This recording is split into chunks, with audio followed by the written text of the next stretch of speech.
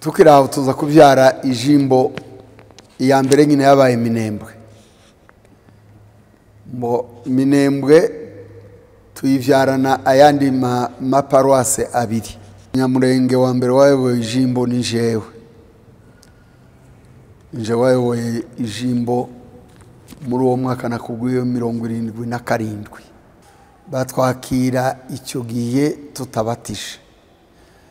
Baratwakiriye tukorana nabo. Murakoze, ndabashimiye abanyamakuru b'umuco, Imana ibaho umugisha kuba mwatugiriye icyizere cyo kutubaza. Amazina yanje nitwa Rusingizwa Bitebetebe. Niyo mazina yanje, Rusingizwa Bitebetebe. Ndi umwungeri w'itorero rya Methodiste Libre mu misozi ya ruguru. Murakoze mwungeri kuba utwibwiye, wenda bazadukurikirana bazamenya uwo ari we, uwo tuganira uwo ari we.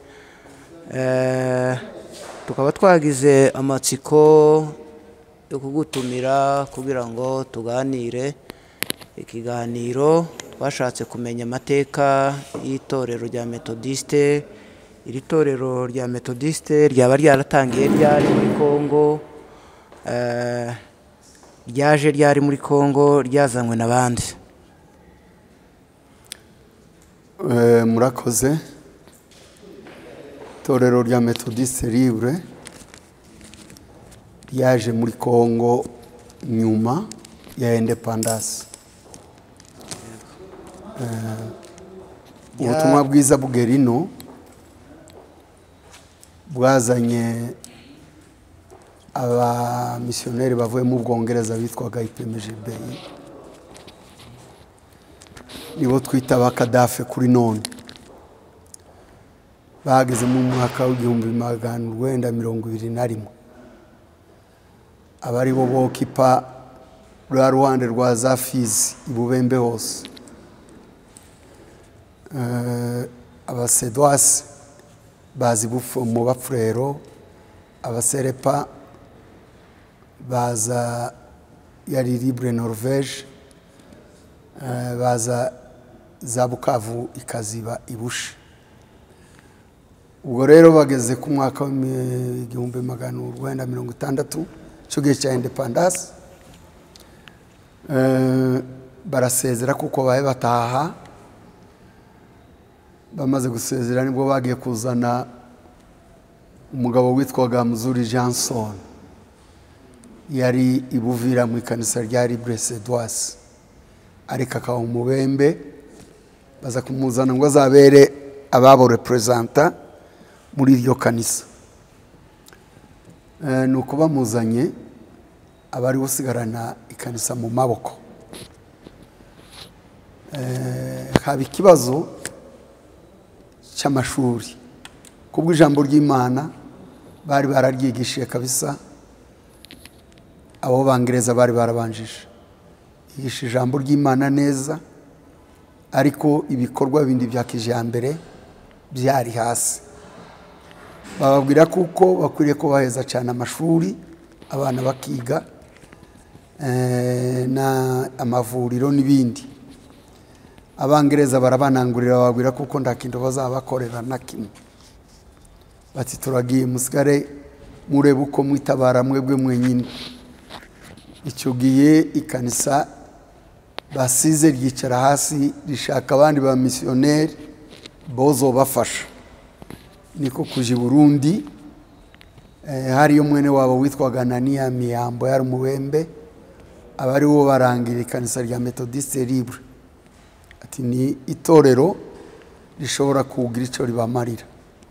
Baragenda bajayo, babonana nabo, baraganira, baba igitabo cy'amategeko ayobora itorero ryabo. Mugende mu bisome, ni mu bishima muzoza mutubwire. Bukeye baraza barabishima, bamare kubishima basubirayo baza kubabwira ko byatunejeje dukwiye gukorana namwe. sinzi naba ikibazo ari ikindi wambaza. urakoze cyane ndumva uvuze ko seripari aba baseduye aribo batangiye nk'ubutumwa aribo ba misiyoneri, ariko nyuma yaho babusigira ababembe nyuma yaho bashaka amashuri nibwo bagiye kuzana metodiste mu 1960 bayizanye bayikuye i Burundi. Mwebwe nk'abanyamurenge cyangwa we ku giti cyawe mwayigiyemo ryari? Methodist cyo bagumye kuganira cyane, ariko kuvuga ngo bemezanya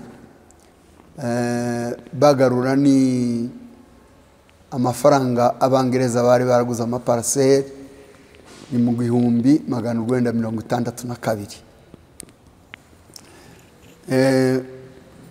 Icyo gihe nk'uko mbajije kuko twebwe abanyamurenge twari kumwe nabo, ariko twari tukiri abo hasi, nta bantu bacu bari baba ku nzego zo hejuru. Ariko icyo gihe abari nk'imbere yacu abarimo bakuru yari Pasiteri Byondo Elia, uwa kabiri yari Pasiteri Yohana Nyabuhuga.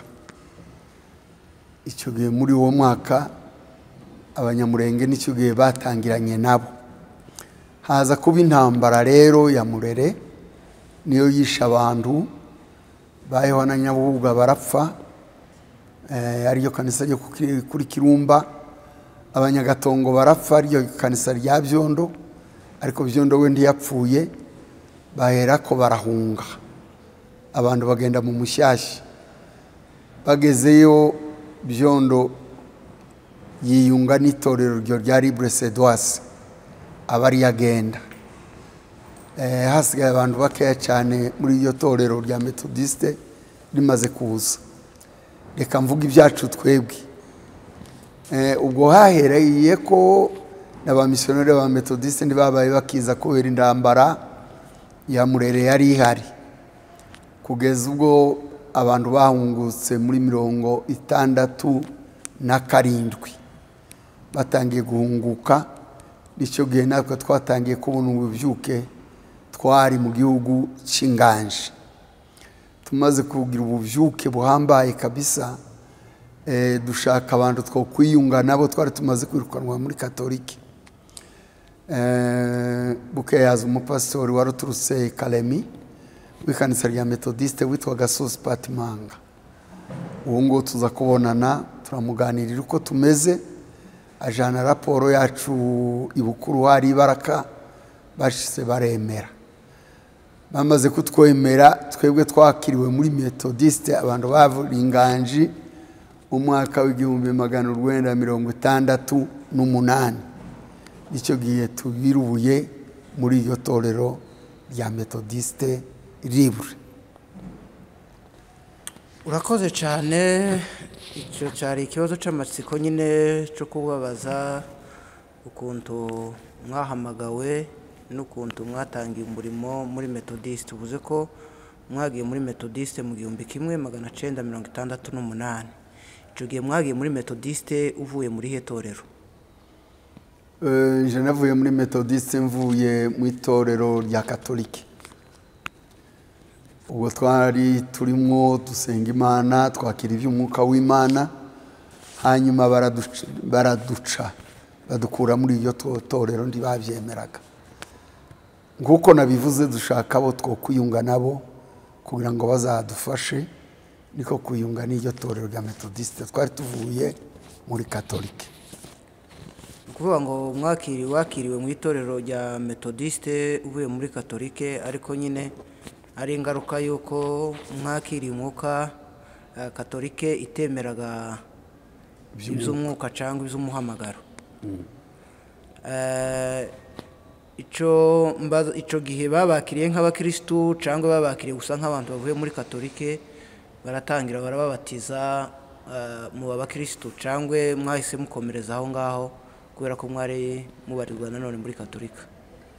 Urakoze cyane kuri icyo kibazo. Icyo gihe batwakiriye kuko tuje tutabatije. urwego twari turiho twari abarimu b'amatorero, twari amatorero amakanisa nk'atatu, aho nayoboraga hitwaga mu Mizinga, ahayoboraga pasiteri Gityaba hari ku Gipimo, tuza gufungura n'irindi kanisa ahantu hitwaga Imirari, hayoboraga umugabo witwa Ntageza. Batwakira icyo gihe tutabatije, baratwakiriye dukorana nabo byose by'itorero, ariko bukeye batangira kutwigisha, ariko cyane nuvuga ko twigishijwe n'umwuka w'Imana. Twaje kugera ku bushake bwacu, tubona ko dukwiye kubatizwa mu mazi menshi, tuza kubatizwa. Nyuma twarakiriwe, twabatijwe mu mwaka wa 70, utangiye mu kwezi kwa kabiri niho twabatijwe mu mazi menshi, ariko bakitwakira batwakiriye tutabatije. Urakoze cyane. Ni ukuvuga ngo umuhamagaro wahamagawe muri 1968 muri 70 nibwo mwaje kubatizwa. Ico gihe aho ngaho mwari muyoboye, uvuze mwari muyoboye ayo matorero muri Katolika, mwari muyoboye nk'abarimu, mwari muyoboye nk'abapasiteri? Twari tuyoboye nk'abarimu, nabo abakatolika bagira abapastori, bagira abapadiri. Ubu niho nabo bagize izindi nzego ngo na abadiakoni, ariko cyane cyane icyo gihe habaga abapadiri, nyuma y'abapadiri, munsi y'abapadiri habaga abarimu.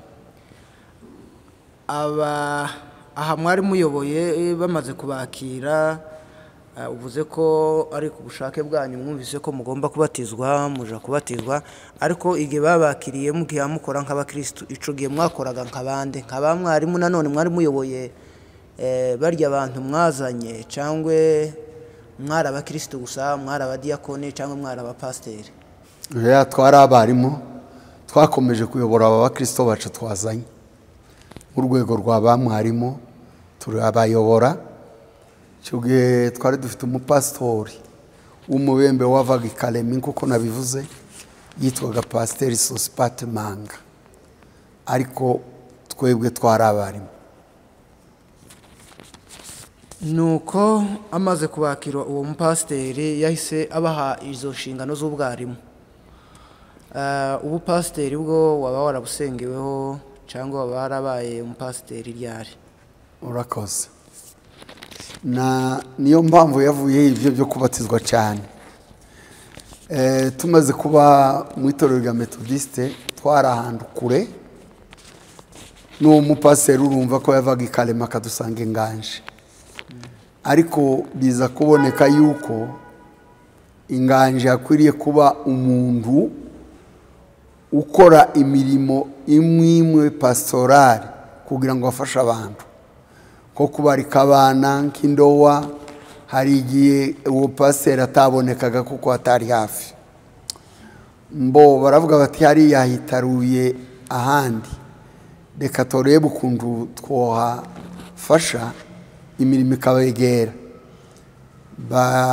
Mu nama nkuru ya konferanse bahitamo kwemera yuko iwacu baheze icyo twitaga icyo gihe section pastorale, ariyo twaje kwita paroisse. Nyuma barandora kuba umuyobozi wayo, nkaza nkora iyo mirimo. Naho havuye impamvu, kuko igihe kimwe twasengaga Imana Inganje, tugasengana n'abandi bakristo b'ikanisa ry'ine rya KDC, iyo twahitaga Kadeza, ryari kanisa ibyo navuze rya IPMGB. Igihe cy'uruhimbi ku meza y'Imana, twe ntibemere tugahunga, bakaduhunga cyangwa se bakaduheza. None tuza kuvuga ngo se iyo dohe tujya turasa n'abataratekereje, ni gute uwo wa pasiteri ugatanga amezu yaheza babatijwe, uwo utarabatijwe mu mazi menshi? Ni gute woza ukora iyo mirimo utarabatijwe? Duhitamo kuvuga ngo ibyiza reka tubatizwe. Ubu pasiteri nyine ubwo nabatijwe bamaze, nari ndarasengerwa ariko bamaze kundora no kuntuma, k'ibyo twebwe muri metodiste tubyita kujaribiwa. Nari maze kujaribiwa baranduma ku mupasiteri, icyo gihe nari ndarasengerwa ariko ni mu mwaka wa 70. Ubwo nyine nibwo nahise muri uko kwezi kwa kabiri twari tuvuye kuri conference, bamaze kuntora no kuntuma nibwo twahisemo kubatizwa. Urakoze cyane. Ni ukuvuga ngo wabatijwe muri 70, nanone umaze kubatizwa icyo gihe bahise bakugira pasiteri wuzuye, cyangwa wari ukiri muri majaribiyo icyo gihe muri 70? Nari nkiri muri majaribiyo. Uza kuba pasiteri ryari? Uza kuba pasiteri muri conference, muri conference y'Ibarakari muri 1971. Bandora kuba pasiteri no gusengerwa, ariko gusengerwa kuza kuburizwamo nicyo gihe tuvuye inganje. Conference njewe sinayigezeho kubera mu nzira hari ingorane, ariko duhurutse tugendayo, twahurutse mu Minembwe 71, ariko icyo gihe nari naramaze kuba pasiteri. Nubwo ubwo gusengerwa kwari kwacereshwe kuri uwo mwaka, ariko bo babiharuraga kuko banemeye ndi pasiteri. Dushitse kuri uwo mwaka dutangiye wa 72 ndasengerwa, ndagenda bakora uwo muhango wo gusenga, ariko ubu pasiteri responsable nari mbufite kuva 71. Icyo gihe mumaze kwimuka muva inganje, mumaze kugera mu Minembwe, nanone mwimukanye n'abarya bakristo wari usanzwe uyoboye? Rwose twarazanye nabo bose turahuruka mu Minembwe, abariyo dutanga izindi mirimo, ariko twazanye n'abakristo bacu bose ko twari tubafite. Wahawe paruwase ryari utangira kuyobora paruwase yo? Paruwase yo nayitangije kera icyo gihe, kubera nyine kuko ndanzira zari zihari. Ni muri 70 natangiye kwitwara kuyobora bambe, noneho gana 71 barayemera iba yuzuye, nanje baranuzuza, nubwo naje gusengerwa nyuma, ariko nicyo gihe naherewe paruwase. Tugeze mu gihugu cyo mu Minembwe, iyo paruwase nahitiye mu Gahwera, abariyo dutangizanya, yitwaga paruwase Gahwera.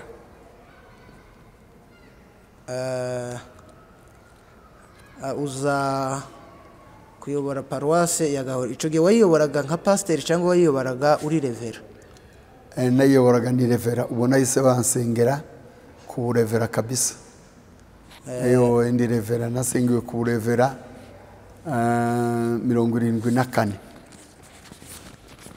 mu kuyobora iyo paruwase. Usibye iyi paruwase ya Gahwera, icyo gihe yitwaga Gahwera, hari andi maparuwase ushobora kuba warayoboye y'Abanyamurenge cyangwa yaba ari n'ay'Ababembe? Nayoboye nta paruwase nari iyoboye, naje kuziyobora n'abayeserentanda, twagize ijimbo. Noneho ayo maparuwase yandi twari dufite niyo aza yubaka ijimbo ndayobora.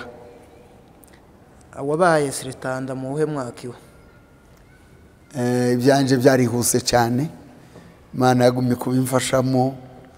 Nabaye seretanda, natowe kuba seretanda ku itariki 5 kwezi kwa 5 1977. Bantuma mu Ifizi. Icyo gifizi niyo yarebaga amakanisa mu Minembwe ni Rurenge n'Inganje yandu bita za Gikonde n'ahandi, rero hose inganje iyo niyo yaharebaga. Icyo gihe towe kuba serentanda niwo mwaka nyobora ibyo bice byose mvuye kuvuga. Hanyuma ntibyatinze mu mwaka w'1978 ini wacu mu Minembwe bemera ijimbo. Ahari bariho bantu mi wacu bariho nza gukora, ariko natangiriye Ifizi. ni ukuvuga ngo iyi jimbo ya Minembwe cyangwa ni ya Minembwe mwayihawe muri 78. Icyo gihe wayoboraga iyi jimbo yabaga Baraka, wari ufite Ifizi, wari ufite amaparuwase angahe yabaga muri iyo jimbo namba wabyibuka? Nkiyobora Ifizi nari mfite amaparuwase 9. nari mfite ino ruguru amaparuwase 4 yitwaga Gahweri, yitwaga Gakangara, yitwaga Kabingo, yitwaga Gasakwa. Epfo nkagira yitwa Bwara, kagira yitwa Irumbwe, kagira yitwa kwa Maringumu, kagira yitwa Irurengere Rwepfo Kayumba, izo zibaye 8. kagira iyindi yabaga iriya hirya Inganji, ariyo yaje kuba ijimbo yitwaga Rubicyako. Muri aya maparuwase 9 utubwiye, hari umunyamurenge mwakoranaga wari uyoboye wenda nka paruwase cyangwa umupasiteri icyo gihe? Yego, muri ayo majimbo harimo abanyamurenge bari bayoboye. Iwacu twari dufite amaparuwase y'abanyamurenge 2. imwe yayoboraga Gityaba, indi yayoboraga witwa Gasare. Ayo niyo yari amaparuwase y'abanyamurenge. Muri aya maparuwase yose 9 uvuze, waba warayabyayemo amajimbo angana iki? Tukiri aho tuza kubyara ijimbo iya mbere nyine yabaye Minembwe. Minembwe tuyivyarana ayandi maparuwase 2 bayakata kuba mu Minembwe. Iparuwase yitwaga Irundu yayoborwaga na Rurimbana Yeremia. Iparuwase yitwaga Gahwera Centre yayoborwaga n'uwitwaga Nyamarimbwe Fabiano Ruringaniza. Nono tutangiza tura amaparuwase 6 yayoboraga abanyamurenge 4, ay'abanyamurenge 4, ay'abafurero n'ababembe. Ay'abafurero yari imwe yitwa Kabingo, iy'ababembe yari imwe yitwa Gasakwa. Nabo nibo twatangiranye. Wari ufite icyo gihe bagutumye kuyobora ijimbo ya Minembwe, wari ufite amaparuwase 6 gusa. Ariko muri aya 4 utubwiye y'abanyamurenge utubwiye 2, iparuwase y'Irundu na paruwase ya Gahwera. Ayandi 2 yabara aya? Andi 2 yari Gahwera isanzwe, yari Gahwera ya mbere, hakaba na Gakangara. Urakoze cyane. Nukuvuga ngo Gahwera yari ifite amaparuwase 2, Gahwera ya mbere na Gahwera Centre. Muri aya maparuwase wayoboye hari ayandi yaje kuvukamo nyuma se? Twagiye tubyara menshi. Nyuma twavyaye indi paruwase tuyita Murambi yabaga ku Kabingo mu Basanganye. Turakomeza tuza kubyara indi paruwase yitwaga Bakura. Turakomeza tuza kubyara indi paruwase yitwaga Rukombe. Turakomeza tuza kubyara indi paruwase twaje kwita mu Rugezi. Twagumye kugenda tubyara amaparuwase menshi. Tubyara n'indi paruwase twaje kwita Ruhemba. tubyara iyindi paruwase twaje kwita Mashyi, zagumye kugenda zivuka ari nyinshi. urakoze cyane. Akabazo k'amatsiko, hari undi munyamurenge ushobora kuba warayoboye paruwasi imbere yawe? Yego, pasiteri w'umusaza witwaga Luka Gatware niwe wayoboye paruwase yitwaga Murambya. Mbere yabanje kuyobora iri ku Runundu, barahahungiye arabungishijwe, twasanze yarimukiye ku Murambya, iba paruwase Murambya. Niwe wayoboye mbere yanje ibyo bita paruwase. Ku majimbo ho ninde munyamurenge wa mbere ushobora kuba warayoboye ijimbo? Umunyamurenge wa mbere wayoboye ijimbo ni jewe. Nje wayoboye ijimbo muri uwo mwaka nakubwiye 77. Ijimbo nyine ya Minembwe. Icyo gihe nayoboye icyitwa yose Bwara Fizi. Nyuma ganza kumukira mu Minembwe, ariko aho natangiriye na wantu Ifizi.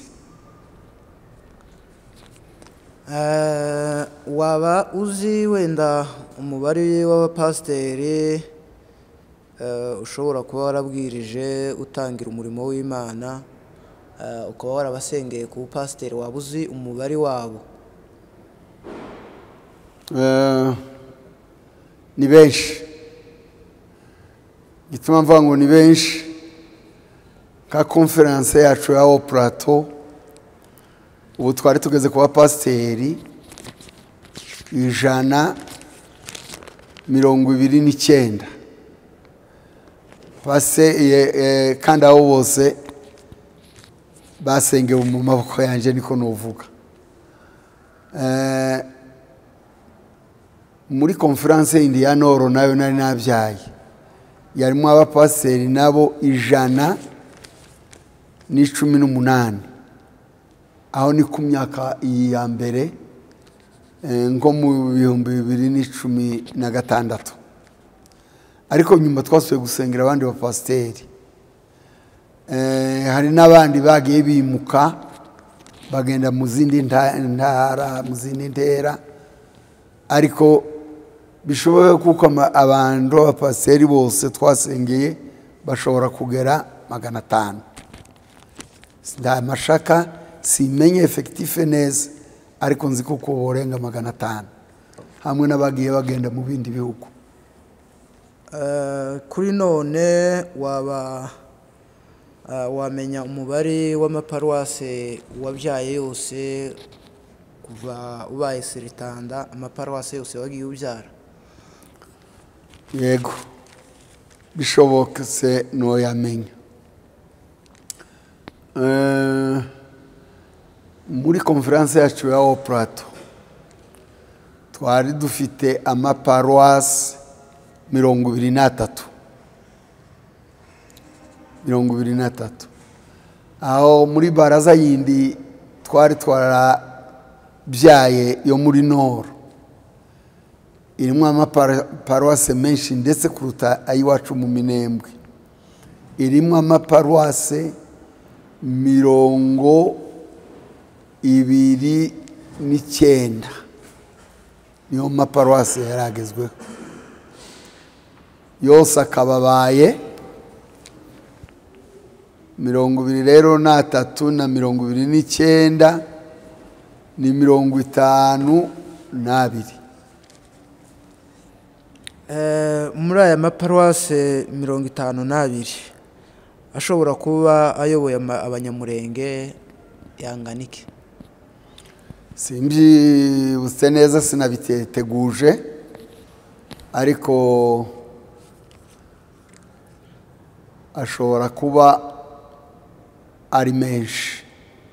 Ayo yo navuze yo mu Minembwe, nakoreka nibagiwe nandi maparuwase nabaze amwe, sinibuka ay'abantu bahunze, ariko nuko yose yo yogerame ariyo jimbo zacu nka zibiri zahunze zibiri n'igice kandi zagwi Karingi yabagamo amaparuwasi 6 n'andi abiri yari provisoire. Inyamurombwe harimo mu yandi maparuwasi yagiye amaparuwasi 4 hasigaye iparuwasi imwe. Nono ayo yose yari ay'Abanyindu, ariko ayo yandi navuze muri side 23 arayobora abanyamurenge yose. aya yo muri Noro hari abanyamurenge bashobora kuba bayayoboye hafi benshi barayobora, kuko abanyamurenge bari bafite amajimbo 4 cyangwa 5. Reka ndebe, hari Kabara, hari Mikarati, hari Gitasha, hari Gasiro, hari Kanogo, hari Murambi. Yari 6. Ayo yose agira amaparuwasi yabo, kandi ayo maparuwasi yose n'abanyamurenge bayobora. akandi kabazo nanone gahuye nako ngako nanone wari umaze gusubiza, umaze kuba siritanda waba warabyaye amajimbo angana iki? Reka amaparuwasi amajimbo nayo ndagenda nibuka.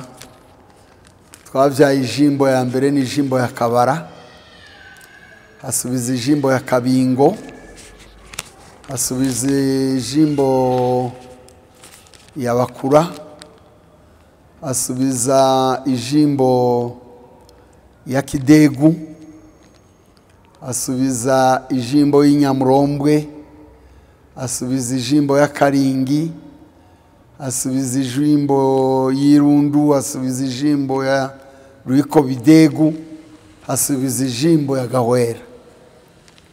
Ni amajimbo menshi. Twari dufite amajimbo nk'icumi, n'iyo ngiyo ya Kabara ya mbere ni nk'amajimbo 11. aya majimbo yose 11 kuri none yabakora cyangwa hari ayahunze batagikora? Uwe hari amwe yahunze, nk'ijimbo ya Gisombe sinari nayivuze, rero zibaye 12.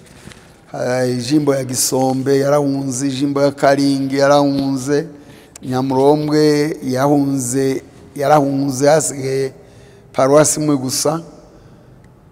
Abo barahunze, ariko abandi bose twari tukiri kumwe.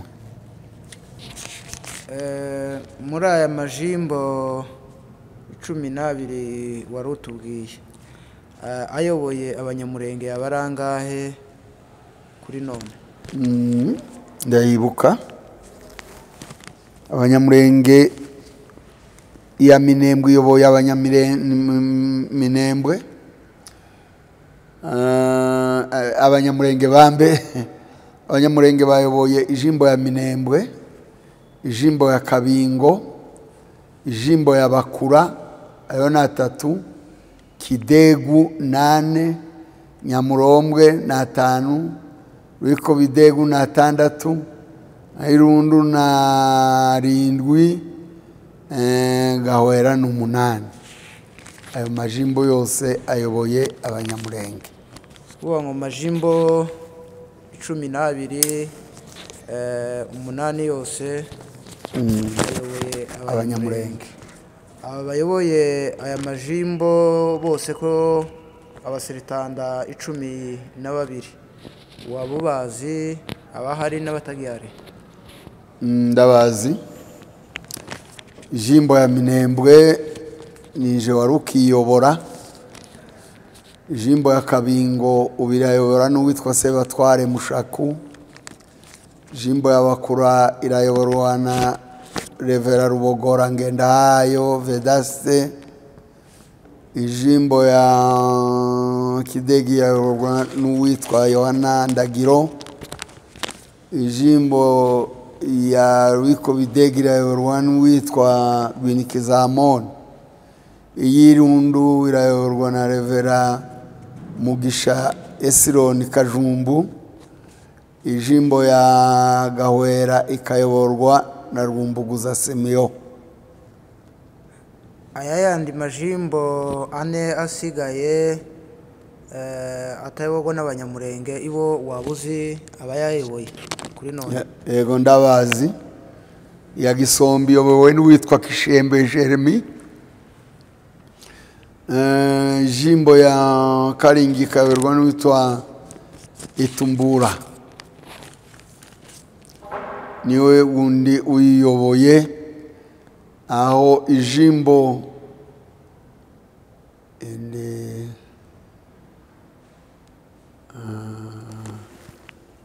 arindi iyobowe na ijimbo sinayivuze ariko iyobowe n'umunyamurenge, ni ya Nyamurongo ariko iyobowe n'umunyamurenge. Mbo iyindi jimbo twaharuriye hamwe na Kabara ubungubu yabaye nk'iyindi baraza, nayigira amajimbo menshi ariko yose arayobora abanyamurenge. Kabara yari ifite amajimbo abiri. Kabara yari ifite amajimbo, yari mu ibaraza muri conference twita Nord, yari ifite amajimbo 6 y'abanyamurenge. Kabara iyobora n'uwitwa Soe Bahiga. Mikarati irayoborwa na Bigoro Ndizeye. Kanogo iyoborwa ubungubu na yari Rumaraninda Misago, ubu yari Kijugumba Ntwari. Gitashira irayoborwa na Rugenera Muhire. Gasiri irayoborwa na Yohana Muberwa, ngira ngo nayo kwa 6.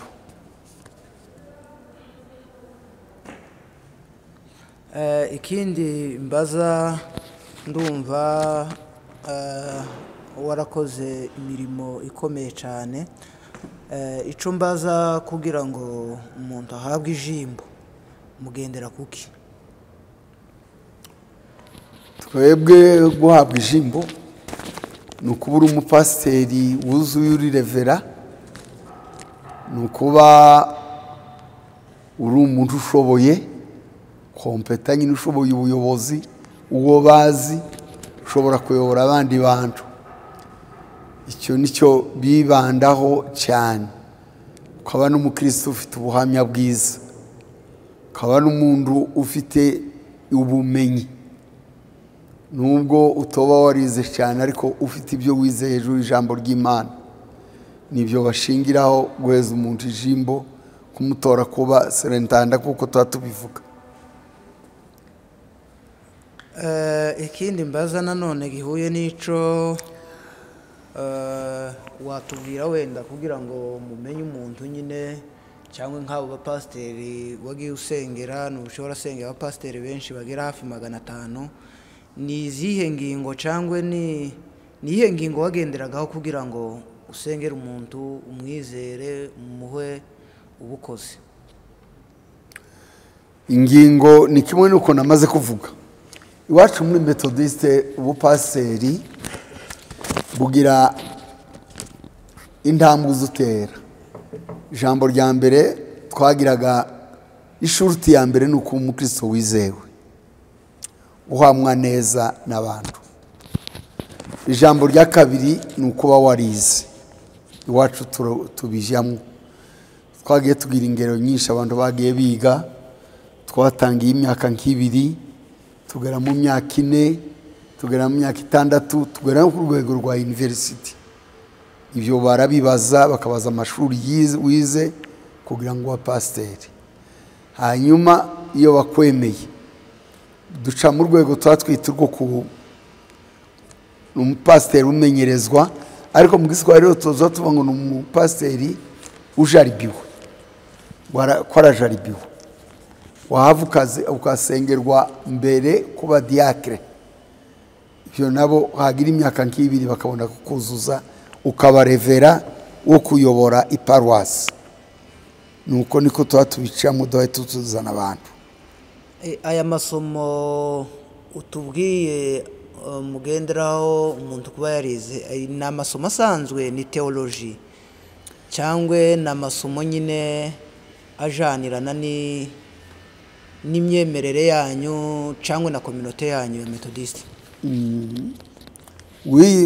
cyane ne amasomo ya Bibiliya n'andi biba bibaye akarusho, ariko kuko ugiye kuba umwigisha wa Bibiliya n'amasomo ya Bibiliya, ariko bigisha ibintu byinshi, bigisha administration, leadership, uko ushobora kuyobora abantu, ibyo barabyigisha. Kwigisha pastorali, kumwungera kwe ateye nuko akwiriye kumera, kigisha kubana n'abakristo. Ubwo haba harimo ibintu byinshi bigisha nyine kugira ngo bubake ubupasiteri bwabo. Akandi kabazo k'amatsiko, imiyoborere y'itorero wari uyoboye metodiste yaba itandukaniye he n'andi makominote yabaga ruguru, ariya yandi za sepake, za sereza n'izo za kadafe, mwamutandukaniye mu yihe miyoborere? Urakoze cyane. Mu by'ukuri itorero namwe yose, amatorero yemera Kristo, yigisha Kristo nk'umwana w'Imana. Doctrine yo arazaba abantu aho bavuga ngo doctrine si ubuyobozi. Doctrine ni ijambo ry'Imana turyiga kimwe, ariko ubuyobozi nyine buhabambara imbari. Kuko ngiwacu muri metodiste tuvuga ijambo rya mbere, tugira amategeko, tugira ikitabo twita ikimitegekere, imiyoboro, uko umuyobora itorero, ariko icyo gitabo tucita discipline.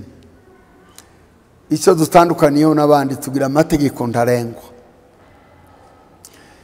Ndawe ubu umupasiteri ngo yagizwe n'umuntu umwe, ngo yazanywe n'umuntu umwe. Umuntu umwe ushobora kukuzana, ariko tukiga, hakaba ikomite yemera ukaba pasiteri. Aho iyo komite nayo tiza ikurwaho n'umuntu wese ushaka. Tugira amategeko. Iyo komite niyo yigisha abapasiteri, niyo inatenga abapasiteri. Pasiteri ndiyo hagarikwa n'umuntu umwe, abana eveke ndiyoza ngo amuhagarike atabanje kubwira ya komite zituma abapasiteri. Ibyo tukagenda tubitandukanaho n'abandi, tugira amategeko akomeye ntarengwa.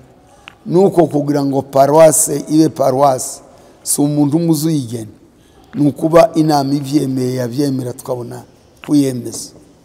Icyo nicyo tugiye gutandukaniraho n'abandi, kuko abandi igihe kimwe usanga batekereje ku muntu bakamubwira pasiteri, akazanwa n'umuntu umwe n'ababiri, ariko iwacu ndi wowe umuzana ngo yemere, ni ukuba conference yose yabyemeye.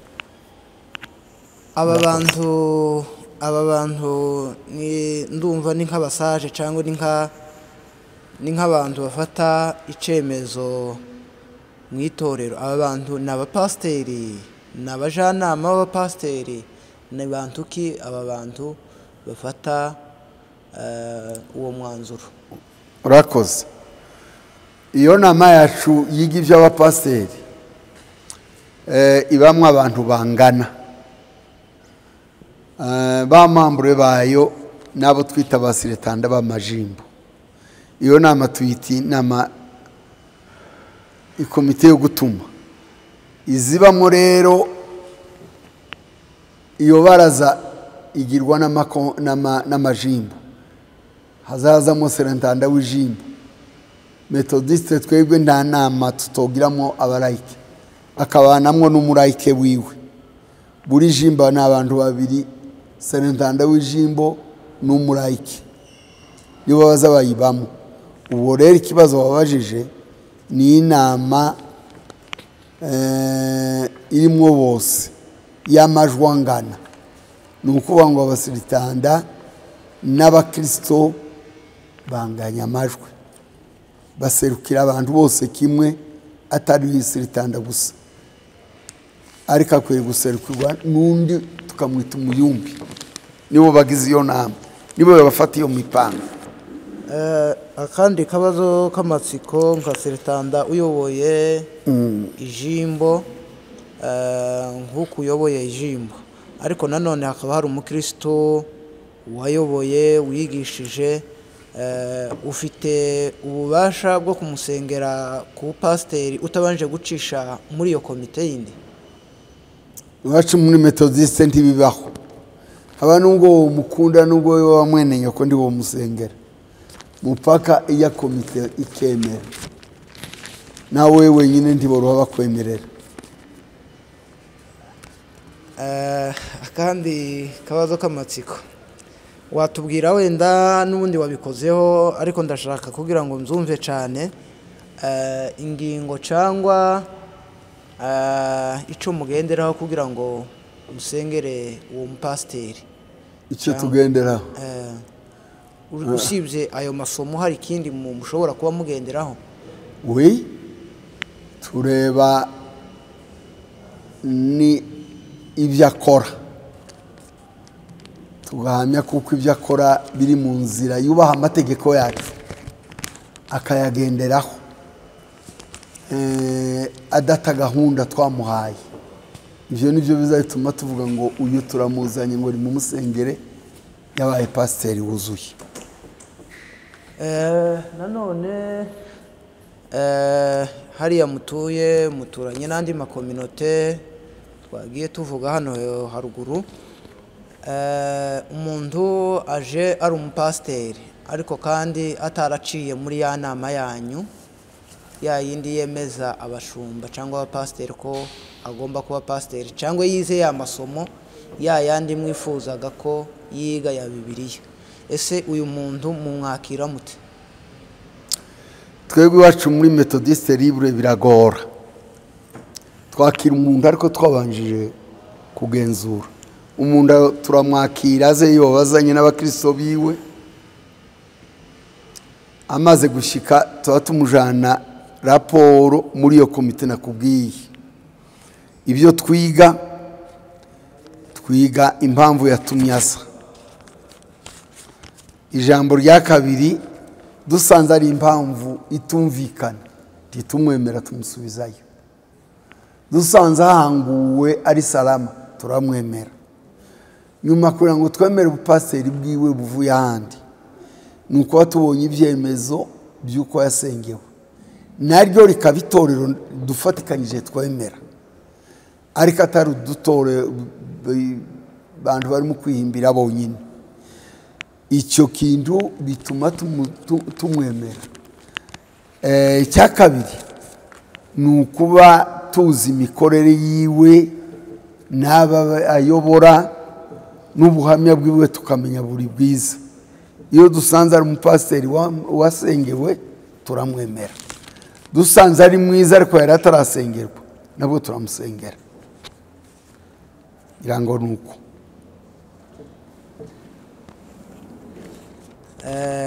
tugiye gusoza ikiganiro cacu.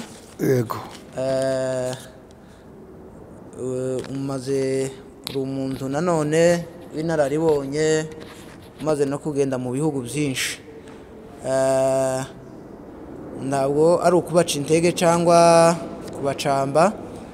Ese aba bandi ba pasiteri cyangwa yandi matorero mubona muri iki gihe, aba pasiteri bagenda basengerwa na novuga nka za ministeri, kuri none babaye baje muri Methodiste, aba pasiteri mwabakira nk'aba pasiteri?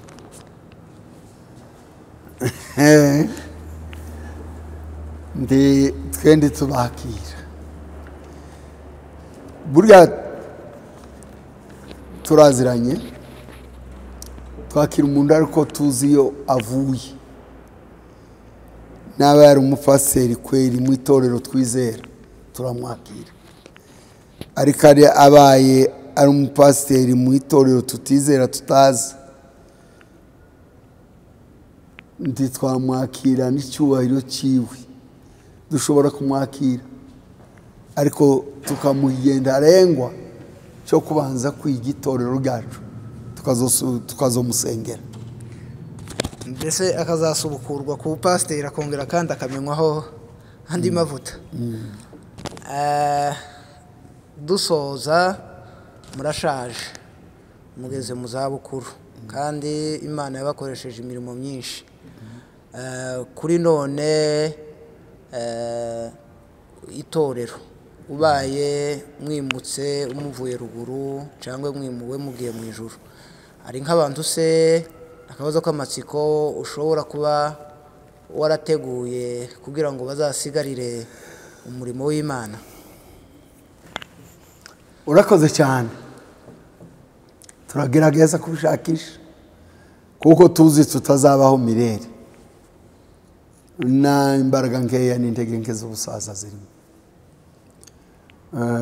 N'ubu ubona turashaje, ntidushoboye, twashobojwe n'Imana tugifite imbaraga. Ariko rero tuza guhura n'ibihe bibi byo gusambuka kw'igihugu. Abantu benshi barahunga kandi nta wopfa n'uwahunze. Abo twari dufite nyine nk'abagabo tuzi bari kwakira imirimo, bamwe baje mu bihugu by'ubuhungiro ntibarataha. Ariko nubwo bimeze bityo, n'ubu n'abandi ko turashakisha mu buryo bwose kugira ngo Imana idutere inkunga, iduheze abantu bacu basubiye biyibutse, bagaruke, ba bantu b'igihugu cyangwa se abantu b'itorero mu gihugu. Nitumara kubabona bene abo ngabo, nabo tuzosigira imirimo yacu, kandi tuzi ko Imana izayidufashamo. Sinzi nsubije uko usubije uko twabyifuzaga. N'ubundi umurimo tuzi ubumwe, kandi si umurimo wawe, si ubwami. Umurimo ni uw'Imana nyine, ni ukuwusengera. Abo bantu wenda bakazaboneka. None dusoza ikiganiro cyacu, hari mesaje se ushobora gutanga ku bantu bazadukurikira, ndetse n'icyo cyifuzo cyawe uvuze ko muhaye mushakisha, munasenga, mushakisha abo muzasigira umurimo w'Imana? Urakoze cyane. Amakuru, ubutumwa bwiza notanga nuko abantu bose bo kwibuka kuko Imana ari Imana yacu. Tukibuka yuko Imana ntiyohimbazwa gusa mu isi idafite abereka abandi uko bahimbaza Imana. Uko bivuga yuko ubuyobozi burakenewe mu bantu bose. Iyaba byari bikunze, abayobozi babaye benshi, niho bokwiriye abantu bakabereka inzira nziza.